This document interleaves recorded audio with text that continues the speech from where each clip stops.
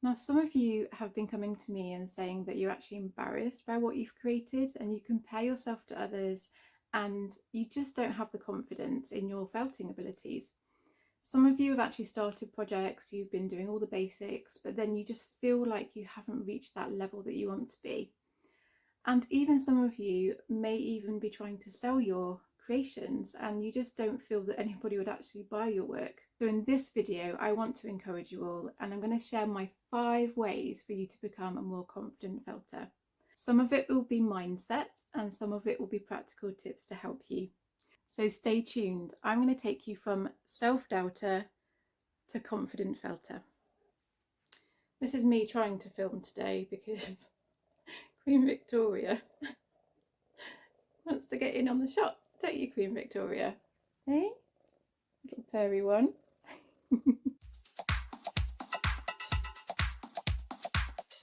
Hi, I'm Amanda Adibisi of Fit to Be Loved, and on this channel I'll teach you the techniques to create cute and realistic animals. If you would like to become a more confident felter and advance your skills, be sure to hit the red subscribe button below. So number 1, recognise and remember that you are on a journey.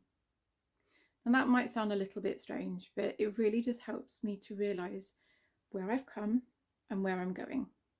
It doesn't matter if you've just bought some wool and you haven't even started stabbing it, or whether you've actually done a few projects and you have learned some basics, or maybe even you're a professional at this and maybe you sell your work.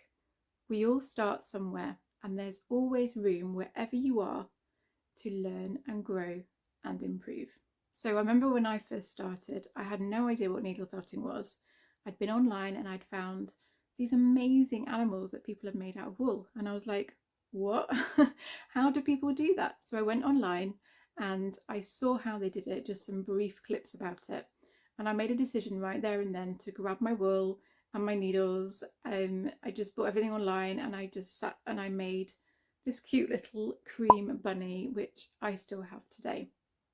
And I've never sold it. It's, to be honest, it's my first work. It's probably not up to my standard now, but that little bunny, as cute as he is and as simple as he was, is kind of a reminder now of my journey so far. I can look back and I can think, wow, I did start all those years ago with some real basic techniques, but now look at me now, how far I've come. And if I hadn't have started and got stuck in, I wouldn't have probably the confidence that I have today.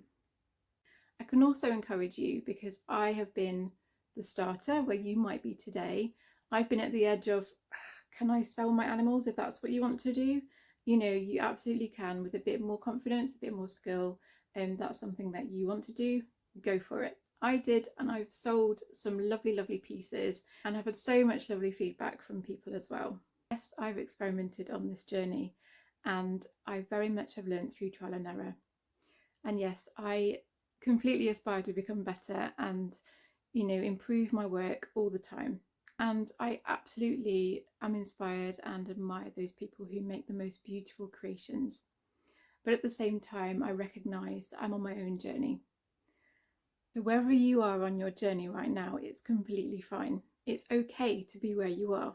And know that there is so much more to come. Number 2 is get to know and love your wool and your needles.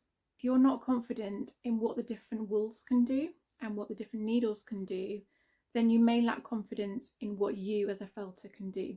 So what I would suggest is that you get really familiar with the different fibres that are out there, and you also get to know what the different needles can do. So the wool actually is very forgiving, okay? It doesn't judge you. I'm not saying that people judge you either. And often, in fact, the wool has its kind of own mind sometimes. You'll find when you start a project, sometimes you've got this great plan of what you want to make, and as you make something, it molds into something else and almost becomes a different animal. And I know many of you have had that happen. Think about it as you are a potter with your clay, but in needle felting terms, you are a needle felter with your wool, and you're going to be sculpting with that wool to make something beautiful. This is your material that you're using. So get to be familiar with the different types. So look at the different sheep breeds if you're using wool, and maybe even alpaca or camel. If you're using non-wool types, such as vegan-friendly fibres, that's brilliant as well. There's so many different fibres out there. Get to know the different qualities and the textures and the ease of use for each of those. Get to know what you like for different projects and the different stages of your projects as well. Think about what makes you feel comfortable to use when you're doing different types of sculptures. And maybe you want to start off with certain wool, like core wool to start with, and more kind of abrasive wool that's easier and quicker to felt. And then later on adding more of the softer, finer wools, maybe for the detail. You'll get to know which ones you like. Once you know what you're using and you're really confident in knowing what you're doing for the different parts of the project, you'll become more confident in your abilities overall. What I would suggest is that when you start out, that you always start a little bit smaller and then you build the layers on. It's so much easier to add than it is to take away. Although I have to say, on occasion I've had to cut things off, and I know that's a big no-no in the needle felting world, but sometimes it's easier to actually cut something. I've cut a head off before, I've cut a nose off before. I'm sure many of you may have cut something. This is what needle felting is all about. You get to work with the fibres, you get your favourites for the different stages of what you're making, and you make it work for you. In the same way with the needles, get to know the different types of needle. Try them out, experiment, feel comfortable with what you're using. These are your tools to use. So if you're using the right needles, the quicker, more efficient that you'll become, the more detail that you can add to your animals as well. Again, you'll probably find that you have a favourite that you love to use. When you feel confident in your wool and your needles, you will find that your overall confidence will build up, and you can then just let your imagination flow. Number 3, learn from others and be part of a community. So I don't know if you're on social media, but I certainly am, and I've really found some of the felting groups out there have been the most encouraging places to be. You can learn from other people, you can be inspired by those more experienced as you, and you can also, get tips and learn techniques from others as well. I found it to be really encouraging. It gives you that kind of confidence boost when people say that they like your work. It shouldn't be all about that, but I really think it does help, and you can get little tips on maybe how to improve as well if you want to. If you're not on social media, that's completely fine too. You might find that there's a local group where you can learn alongside other people, actually in person, which is even better. Remember that competence leads to confidence. So the more that you do something, the more confident you will become. So keep practicing and learning. So there's loads of free online resources. So there's obviously YouTube, which we're on at the moment, so you can watch videos to understand how to needle felt and improve your techniques. There's also online tutorials. So for example, I have my website, fittobeloved.com, which I'll put on the screen. And on there you can learn from picture tutorials. So I'll show you pictures and describe exactly how you need to do something, so that you can also learn more techniques that way. There's also PDFs that you can download, that you need to purchase, and maybe kits that you can buy to follow along to. As I mentioned earlier, you could find a local community group that is doing a workshop. Learning alongside and journeying with a friend can really, really encourage you and build your confidence when you're needle felting. There's also online workshops, which you can find if you do a really good Google search. When you're learning, don't try everything all at once. Master those little projects, learn the basic techniques before you leap into something more complicated. Once you've become confident in those basic techniques, then you can move on to something far more challenging. Number 4, embrace the mistakes along the way. So practicing, as in the last point of learning and practicing, is great, but don't be afraid of making those mistakes along the way.